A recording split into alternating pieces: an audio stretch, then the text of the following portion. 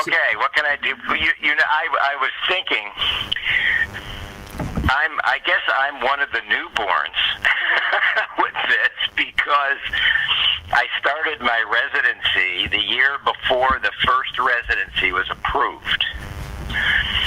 But I started it in one that was approved the first year. So, which one was that? St. Joe's in Syracuse. St. Joseph's Hospital in Syracuse was one of the first programs, and it had already been in design as a 3-year program. So even though my first year wasn't considered part of the residency, the second 2 years were, because by that time they had been approved. Gotcha. So I'm truly one of the early newborns. So rather than a founder, yes. I'm one of the early newborns. So here's the thing, Tom. We've taken to the language of calling folks like yourself first responders. And, the founding, so you had the Ian McWhinneys and the Gail Stevens and those who brought their practices in and started residency programs, etc. But They were practitioners before there was even family practice as a specialty. Correct. And then, but if they, started residency programs, if folks like you didn't say, yes, I want to do that, that's my dream too, well, it wouldn't have gone anywhere. So the founding was really the founders and the first responders coming together, and as you and I have talked about a variety of things before, so I know that the growth of family medicine was a joint effort of the founders and the first responders who just picked up the ball and built. So that's true. That's the language that we're using. Interesting. Okay. So I'm going to give you a chance to read that piece that I sent to you first. Okay. I read it yesterday. Oh, you did? Oh, okay. But being old with short-term memory gaps, it probably would be good to look at it again. Sure. I think, as I recall from reading it, that the general philosophy and the things that are there are, reflect quite well what I understood it to be at that time. And I think the responders to it that have already said stuff like Gail and Tom Lehman and John Guyman, I think their inputs were right on in terms of adding to that concept. I'm not sure I can add anything conceptually to what you've already got. Okay. Well, let me just ask, I'm going to ask you some questions now and just sort of draw you into the conversation, so to speak. So what was it that drew you to family practice back then? Well, that's interesting. I got married into my first year of medical school, and I needed a summer job. And the Department of Health, and the New York State Department of Health, was across the street. And they were beginning a process of health. At that time, we called it health manpower for primary care in New York State. Why? And it was a job, but it was also something, for some reason, just fascinated me more than doing some kind of bench research thing. So I went over and I worked for the Deputy Commissioner of Health that summer, and then subsequently the entire rest of my time in medical school part-time. What I had to do was literally travel around the state, mainly in the rural areas, but all over the state, and count heads, because there was no accurate head count of practicing primary care physicians, family physicians, general practitioners, whatever you want to call them at that time, that was available. Medical Society had holes in it. All the various types of ways they had been counted had holes in it. So I literally went around the state and started going into towns, looking people up in phone books, going to the local medical society if they had one, seeing who was there, and then going and talking to them. and finding out how they practice it. They may have covered 3 different towns and 3 different days a week, all kinds of different things. Well, being a medical student, the family docs would say, "Oh, well, why don't you come spend some time with me today?" So that's what I did. And I fell in love with the discipline. I said, holy cow, this is where the action in medicine is, not at the medical center. It's right here, taking care of people on the front lines. And that, I guess, is, in a nutshell, is sort of what made me choose family medicine. It was that kind of an exposure, totally by a summer job. Okay, cool. So, in your early years, who were your mentors and role models? Well, my mentor was Frank Kaliva, and Frank would have been one of those founders had he lived. Frank was the person that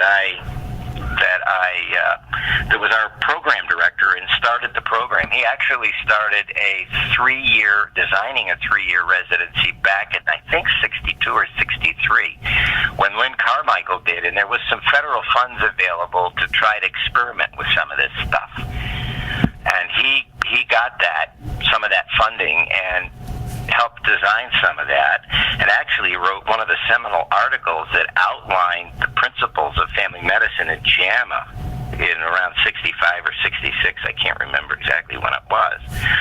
But he unfortunately died post-valve replacement for rheumatic disease in his 40s. Wow.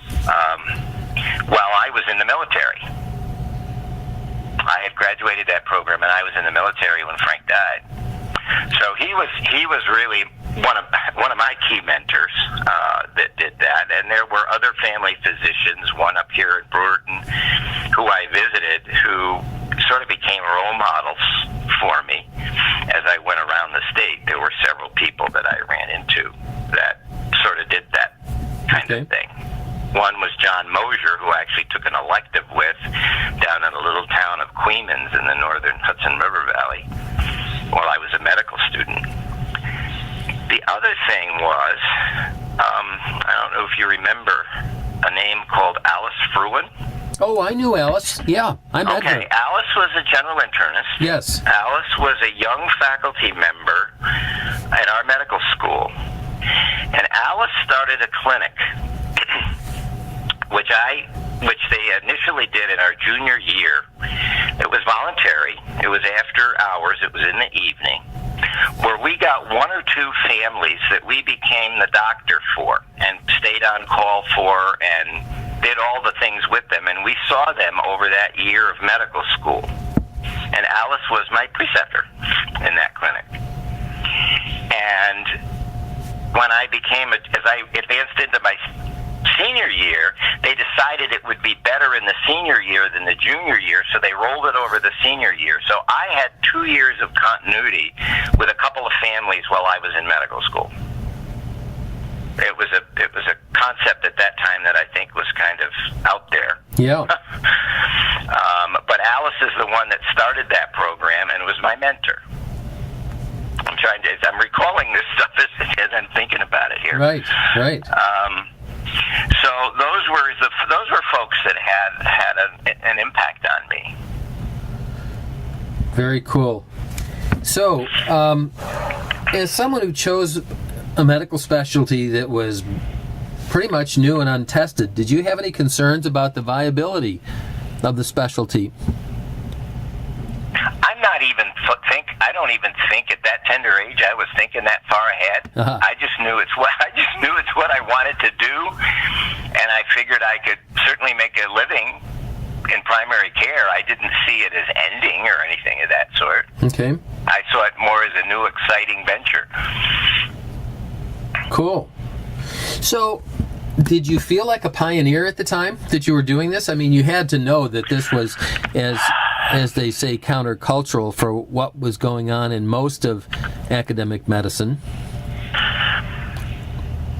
I guess you could say that. I'm not sure I felt like a pioneer, but I certainly knew I was entering something that was new and that was going to evolve. And so from that standpoint, Okay. And, but I don't think I had any other. I mean, I don't think I had any. I didn't have any big aspirations at that level. I was going to just be a rural family doc. That was my my intention. Right. And career things happen to you. Yes, I know exactly what you mean. So, as you look at family medicine, what are the achievements of family medicine of which you are most proud? Well, I think over the course of time, I think that they did define what the essence of family medicine was and developed educational programs to train physicians to meet those ends. And I think that was, and do it very well. I think that was they did what they set out to do in that regard. Mm-hmm. They began to impact, in fact, they have impacted academic medicine, where basically we had no presence whatsoever, and now the presence is quite significant around the country, both in terms of curriculum in medical schools, bringing some curricular issues to schools that hadn't been dealt with before, bringing more of a focus onto primary care research. I think those are all things that never would have happened without the discipline. I think medicine would have gone in a really totally different direction. Okay. And we've had some of our graduates and others get into major leadership disciplines, both in medicine and in healthcare. And I think they've had an impact nationally on the way that goes. Have they reached all the goals? Absolutely not. But the big things are, I think they changed and impacted the curriculum in ways that it hadn't been before. They developed research, and they garnered a cadre of individuals of like mind over the years. Okay. Certainly not as big as we would have liked, but certainly more than would have been without it being developed. Okay. So, as you're looking forward, what areas do you think, as you're looking forward to the future of family medicine, what areas do you think need attention, improvement, so that the specialty can best support the people and communities we serve?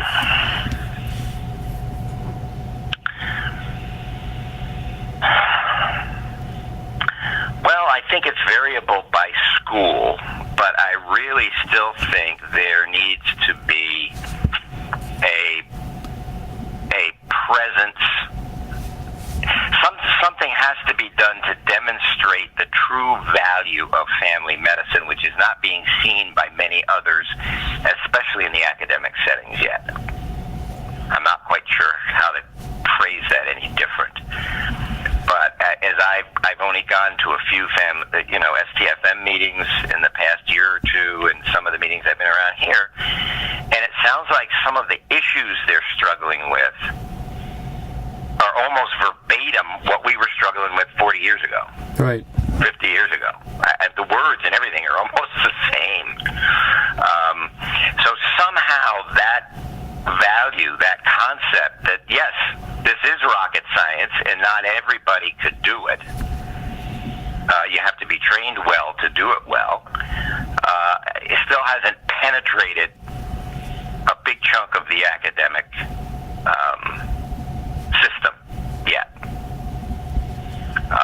That it ought to be something people strive for. Now, part of that may be economic.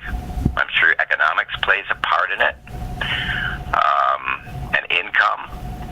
I'm sure that lifestyle in some ways plays a part of it, especially if you're talking about serving in underserved areas.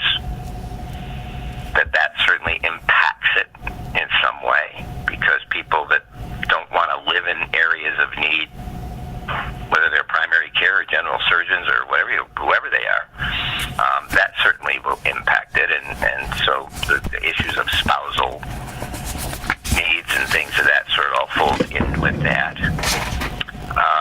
I think that some of the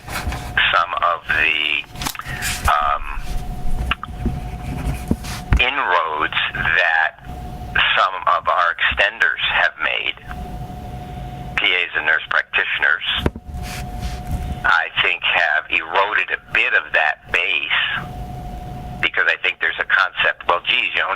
a nurse or go to school for 2 years and you can do all of primary care, which is not true. Right. But I think conceptually that's seen that way by some. And I, believe me, I can appreciate what PAs can do and can't do, and I think they're wonderful. Otherwise, I wouldn't be a medical director of a PA program at this point in my life, but I am. And I know what some of these young folks are capable of. But it isn't the same as what you know when you come out of 7 years of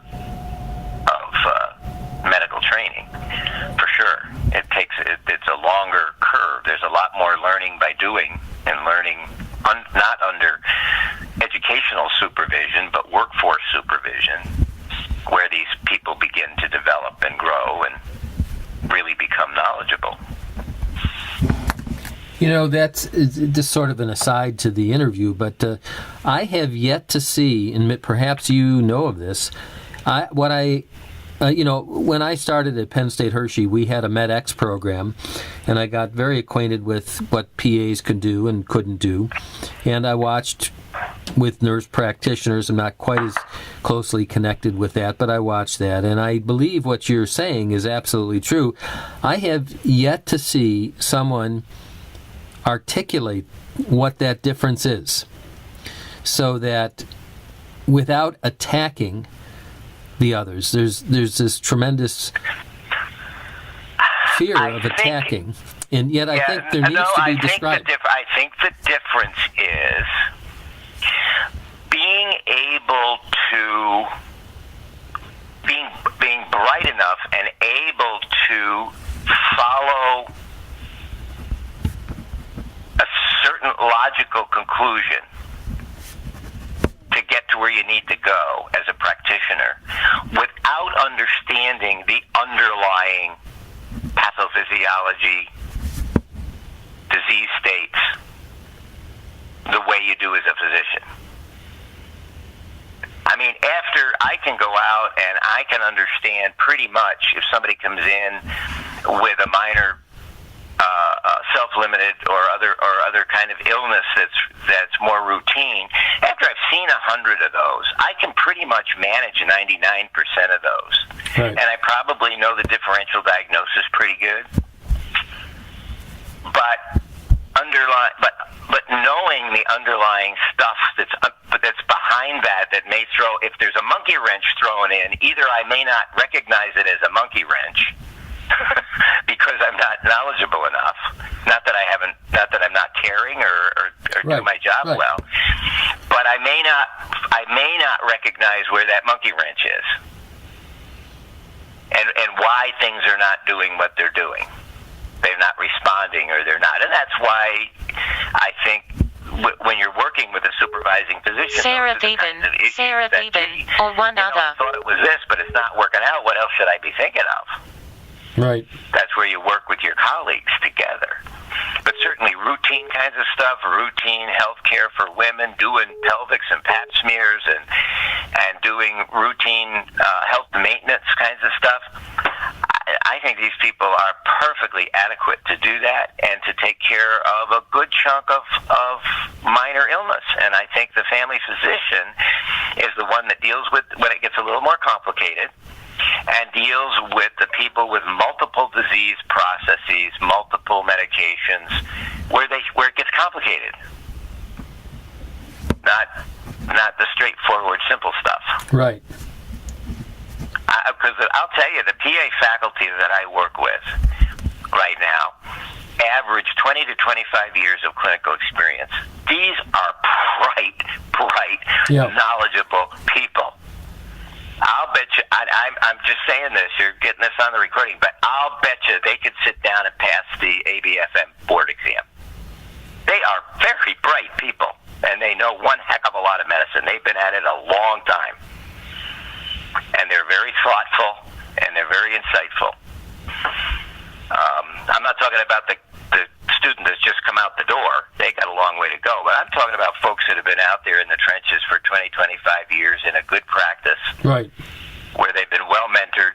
They're thoughtful. They're caring. They're up to date. They're like any other good practitioner. They care about the patients, and they want to do their best.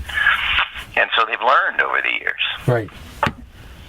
So let me kind of refocus the conversation and ask you, are there any areas within the family medicine community that need redirection or refocusing? Oh boy, I don't know. I've sort of been distanced from that for quite a few years. I mean, I really haven't paid attention to. You're talking about the academic community? No, I'm talking about, it could be academic, but, family medicine across the board.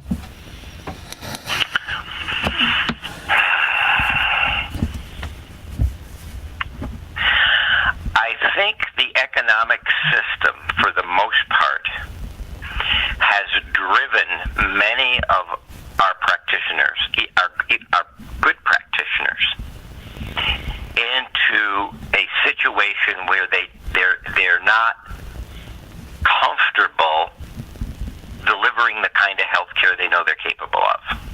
How's that?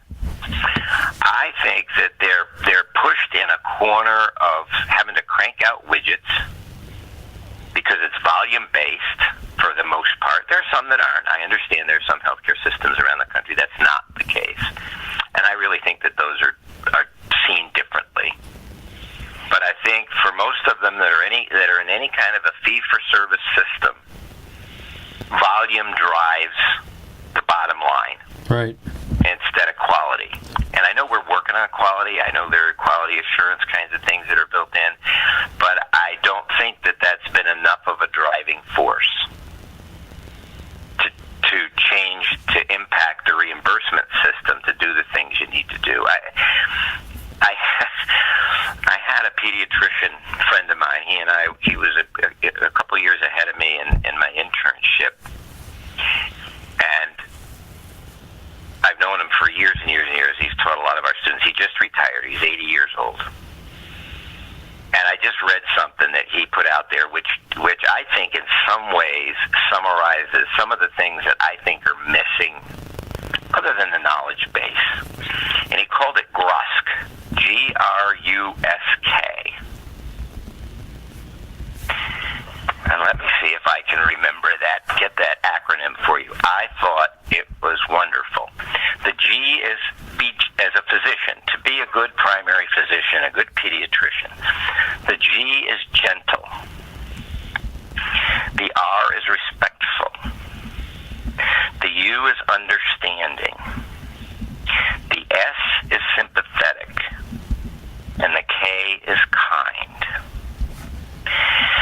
And I think Stu put his finger on it when I read about his talking about that some of that kind of stuff gets lost in this process of cranking people through. You don't have the time and the interaction with patients to be able to demonstrate some of that in a meaningful way. And to me, that's a critical part of being a good family physician. These are just my perceptions. Sure. At this point. Sure. So let me ask another question.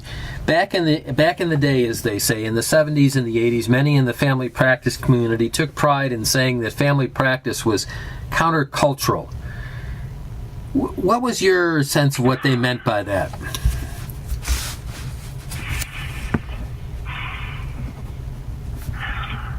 My sense at that time was things had moved to where they were really specialty and subspecialty driven rather than generalist. So that was a cultural shift in beginning a cultural shift in how you got your health care delivered.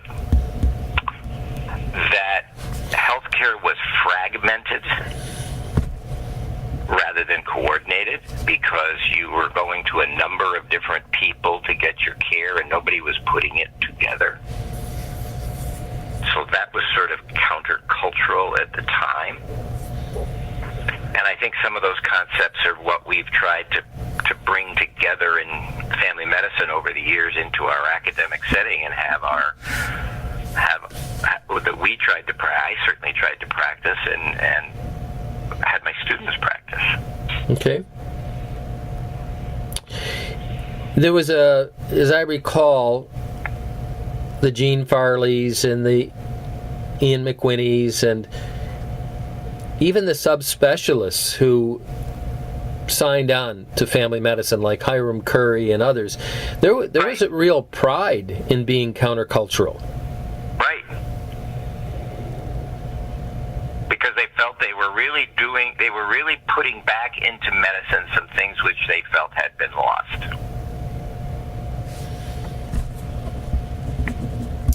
Yes. So, yeah, I would say that. Cool. I'd agree with that. So, there's a story, Tom, that I'd like you to tell, and I'm doing this not because I need to hear it again, although I love the story.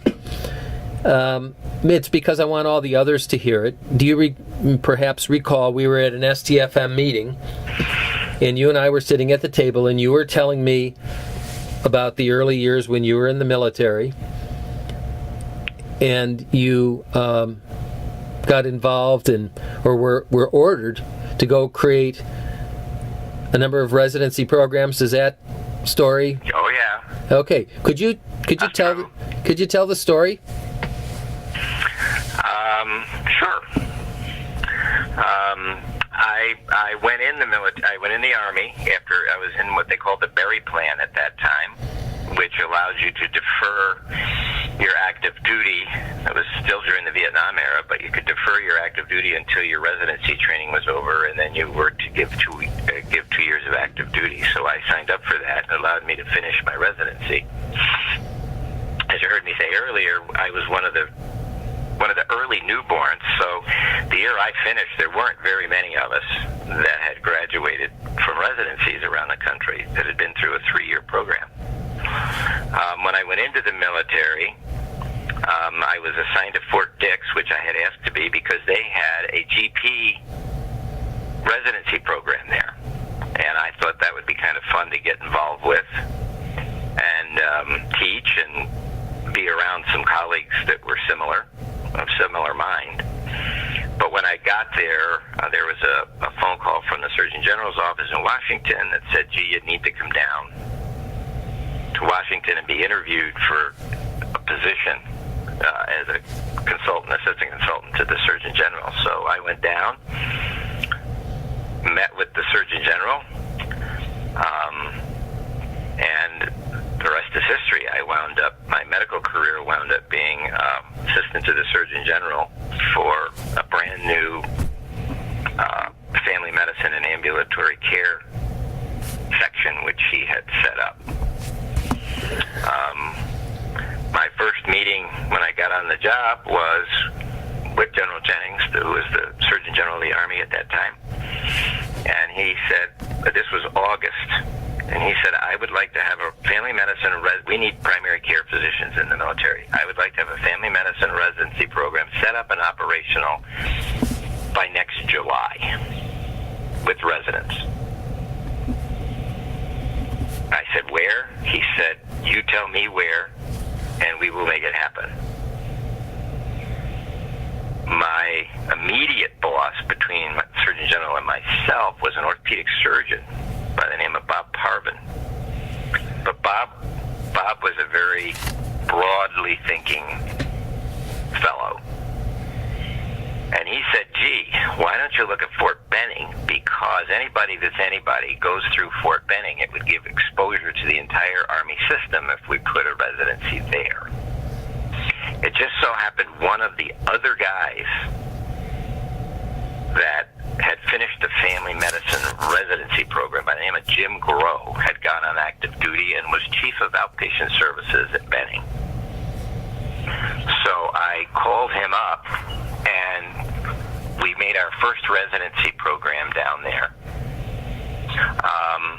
Hang on just a minute.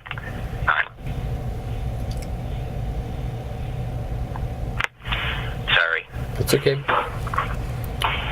My daughter walked in, and my wife isn't here, so there you go.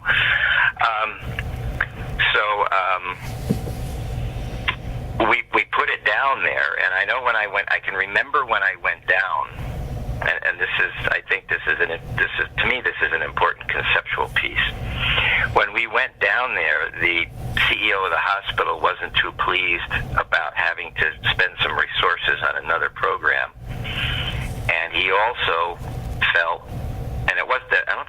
a teaching hospital at that point, but everything was centrally located in the hospital. And he basically gave me this song and dance that there was no room anywhere for another clinic. They just couldn't do it.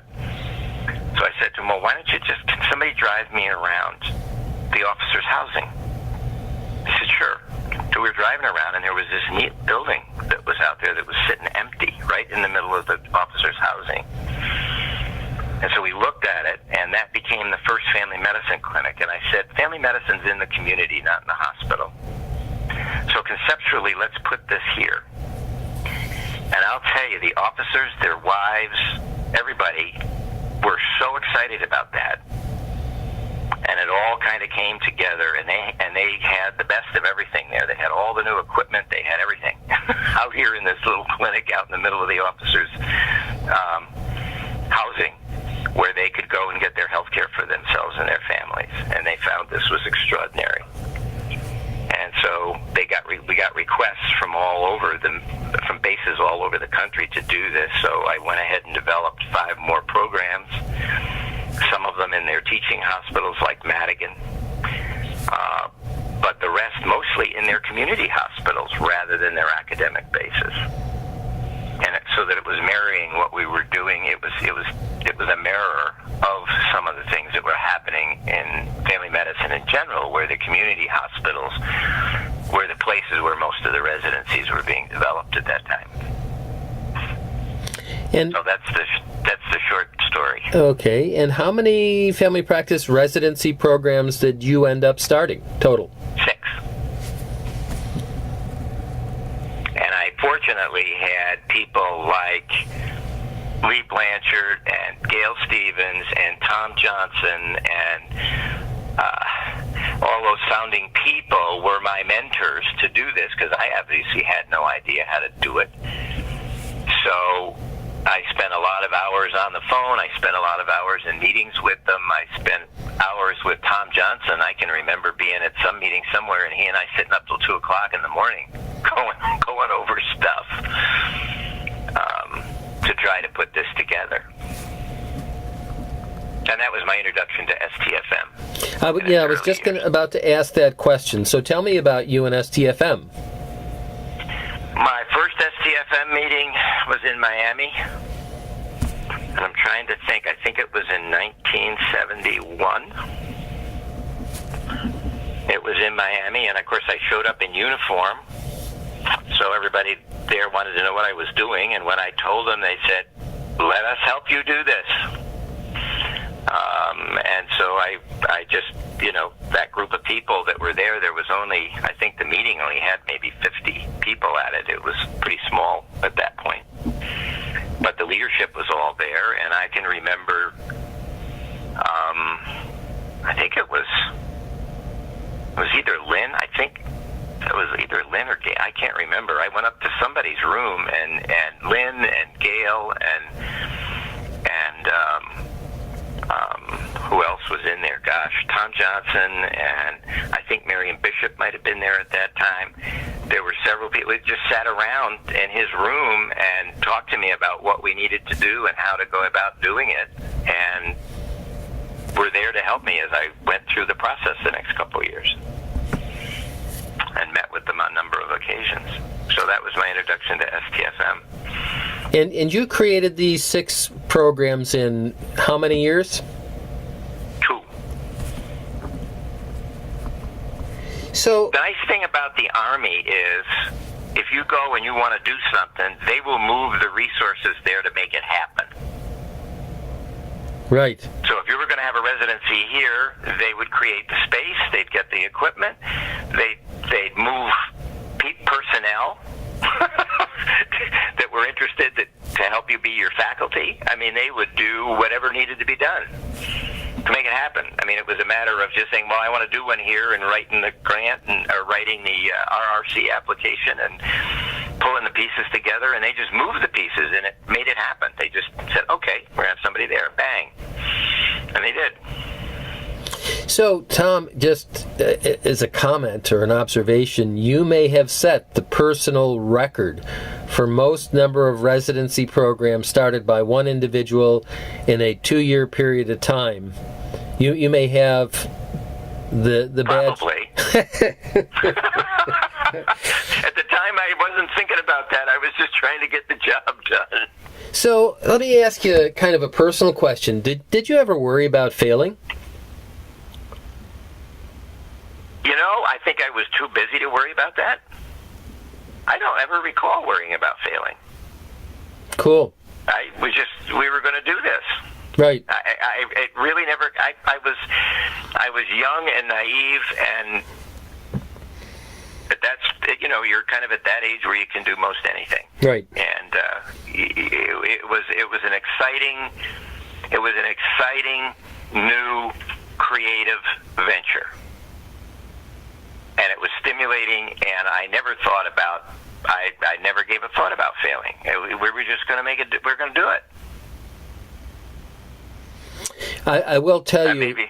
I will tell you a personal comment. So, I forget exactly when I got to know you. It was probably like 1980 or so when I was going to STFM meetings. At any rate, one of the things when I've interviewed the founders, and I fortunately got a chance to do this. Now, I met Gail, and I met Ian McWhinney and Alice Fruhan, years before many years ago. And then I had a chance to interview Gail and Ian before they died, and wrote that little piece that you read. And one of the things that struck me about all of them is their absolute boldness. Even though Ian and Gail were both physically infirm, they were having real health issues when we talked on the phone. What struck me about them is they still had that boldness about them. That's just, there's a piece of granite there at the middle for you and for all of them, that it's like, we're just going to do this thing and that's it. Well, I can remember growing up when if I would face difficulties or walls or things of that sort, I can remember my father saying to me, there's always a way to get it done. You can go, if you come up against a wall, you can go over it, around it, under it, or through it. But you can find a way to get through that wall. And it was sort of an embedded philosophy that came from my dad, that as I've faced things over my career and over my life, it's just been, well, okay, it's just a barrier. We got to figure out how to get through it, or over it, or under it, or around it, or whatever it is. It may take some time to do, but by golly, we can do that. And that's sort of been my philosophy. I mean, right now I'm trying to do some stuff with IEP, or IPE, interprofessional education, and there's all kinds of crazy stuff that comes up. But it's something that you say, hey, this needs to be done. It can be done. We just got to figure out how to do it. And so you think about it and poke on it and go this way and go that way, and then all of a sudden a little door opens here and a little door opens there. And Yep. That's Cool. what you do. Cool. So my last question for you, Tom, is looking at that document that I sent you, is there any addition, deletion, comment, whatever, about that document? Anything that you think maybe is missing or that needs to be added? Oh boy, without going back and reading it again and thinking about it, I couldn't tell you right off the top of my head, because I didn't make any notes when I read it. I just read it. Okay. I could read it again and just put some thoughts down, if that would be helpful. If you would do that, that would be very helpful, Tom. Very helpful. I'm trying to do it right off the top of my head without going back and looking at it and thinking about it in the context of what you're right. What you're talking about. Yeah, that would mirror. Interesting, though, that you said that area of rapid growth. It really was, because it was right at that time that the Academy set up the RAP program, and I think I was in they started it one year, and I think I was in the second group of consultants to come on board when we issue was around quality in residency education, and I did rap for almost 20 years. Mm. But that was a very wonderful project that was started, and Tom Stern, of course, keyed that for a long time, and I think he's the one that started it, if I remember. And a lot of those folks, we all came together in that forum to try to set what we thought were the gold standards for family medicine residency training. And that was part of what we did as a group, is we set what we thought were going to be the gold standards, and then we would match up residencies against what we thought were the gold standards in order to give them a leg up or to get resources or to do what they needed to move their program forward. And what we found was, over that period of time, what would happen is, as it evolved, the RRC would start to incorporate some of these programs into the requirements. Mm-hmm. So what you did over a 20 or 30-year period is you raised the floor. The RRC being the floor. Right. The minimum. And so what RAP did is they set the gold standard, and we would go out and over time, many of those principles and those goals that we set got incorporated into the floor of the RRC. So it raised the floor for the whole discipline. Cool. I thought that was a very fascinating thing that happened as I watched it and participated in it over the years. So I think that was very impactful in the quality of our educational programs, and it was an incredible rapid growth. I mean, we went from like 10 programs to a couple of hundred in the course of 8 to 10 years. Right. I mean, it was phenomenal growth. Right. So, if you had a chance to talk to the young leaders, if there's one thing that you would say to them... Oh, boy. Yeah, I know. This is it's not a trick question, but anything come to mind. No, I know it is. It's a hard question. You've been through a lot. You've done a lot. You've learned a lot. And if you had a chance to pass on one lesson or one piece of advice, what might that be?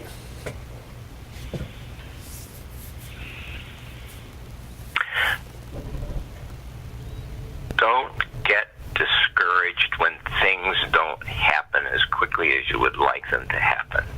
Be patient and keep making change. Is like turning a ship.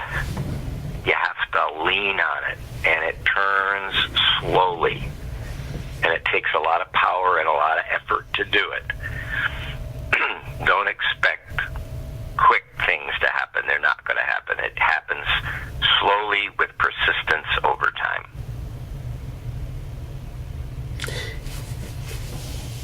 Thank you for that. And I'm going to add one other piece to that you actually taught me. Do you remember telling me the story many years ago about how you needed an influential... You need the governor's approval. Oh, God, that was for AHEC, yes. And you... Is that what you're talking about? Yeah. And you did something, and you told me about that, and I'm going to ask you to tell that final story. Because I tell that to people, and it's like a foreign idea to them, but it makes so much sense, and you taught it to me. So how did you get the governor's approval? Well, we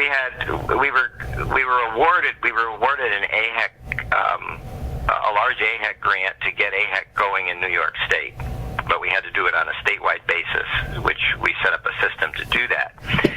But one of the prerequisites was that you got matching funding from your state. And I think in those days, we got a $5 million grant, so I had to come up with $5 million from the state to match it in order to get the federal funds. We had to come up with the matching funds.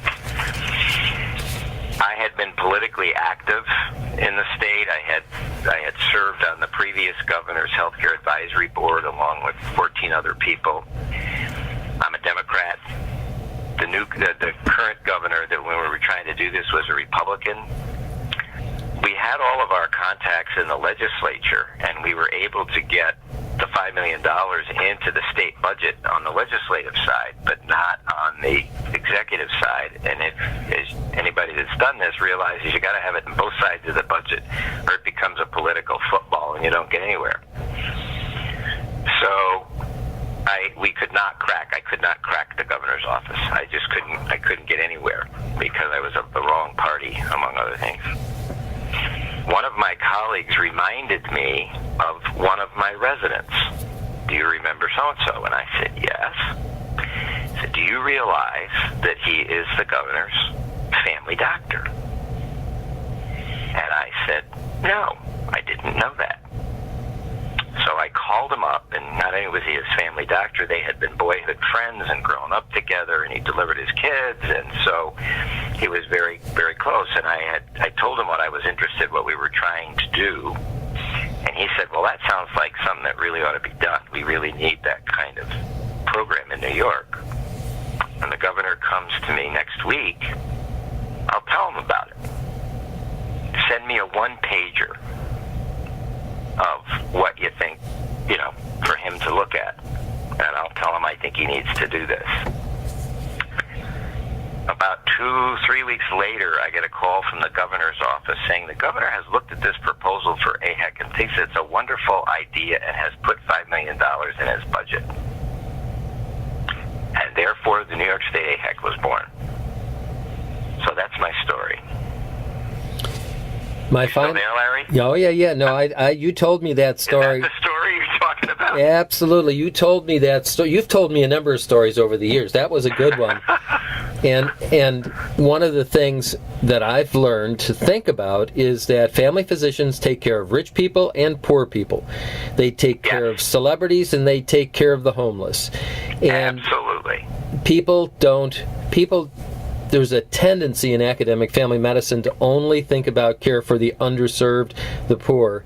And I know that family physicians take care of everybody. So if we actually were able to tap into that network to promote the good that we're trying to do, that would be a real positive strategy. Absolutely.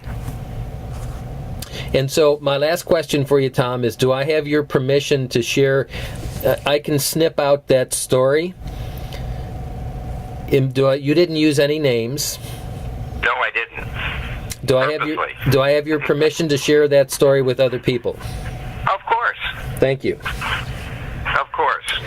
So, Tom, this has been an awesome. Anytime I get to talk with you is by the way. Larry, it's always fun, It is.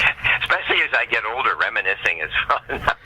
Well, I think these stories are so important for people. I still remember when we were sitting at the table at that STFM meeting, and you had told me the story about, being given a direction to go forth and create residency programs on a rapid base. Two of the faculty, a young woman, a young man, from your program sat down at the table. Do you remember that? No. Oh, yes. And they were two from your... and I turned to them and I said, did you know the role that this person played in the formation, the start of your specialty? And they looked at me and they said, well, that's just Dr. Wolff. That's right. And I said, yes. Now, Tom, would you please tell them the story? They were awestruck after they heard the story. That's my recollection. And so I love hearing these stories. I love passing these stories on. People think I make these things up. Some of these stories you can't make up. Exactly. They're so good. They're so good. They're so rich. Well, I appreciate you taking the time to talk with me, and I am hopeful that our paths will cross sometime soon. Well, I hope so. I'm planning on, if all goes as planned, I'm hoping to be at the next STFM meeting in, I think it's in Washington. I think so. Yes. May. Yeah, I'll be there. Because we've got this interprofessional education project we're working on. We've got a presentation either a presentation or a poster or something accepted for that meeting. So. Oh, good. And I hope our meeting will be in Westchester in November of 2018, which isn't all that far away from where you are. I'm hoping not too far, that's for sure. You can come and see what's become of the STFM Northeast. And that would be good. It's. I think you'll be quite impressed, Tom. We're working. We're probably a 12-cylinder engine that's running on maybe 10 or 11 of those cylinders right now. I mean, we've come a long way. Oh, that's great. So that's great. Well, you've done a lot with this leadership, Larry, and done a lot of work to make it get there. So. It doesn't just happen. No, that is true, and it's a long. Just the way you said it, it's a long. You've been at it a long time too. Yes, None I of us have. are getting any younger. That's right. Well, yep. I'm just ignoring the fact that I'm aging. Maybe it'll go away. My brain tells me that. My body doesn't Yeah, anymore. yeah, I know. Yeah, I know. Cool. Well, Tom, thank you very much for taking the time with me. And I'm glad we finally got to do this. Geez, we had a lot of false starts there for a while. That is true. That is true. But we've done it, and thank you very much. Oh, you're very welcome. And I'll look at that and Yes. think about it and see if I can't write something down and I can email it to you. I'd appreciate that very much, Tom. Thank you. All righty. Take care. You and your family have a wonderful Christmas and New Year. Thank you. You too. Okay. Okay. Bye-bye. Bye-bye.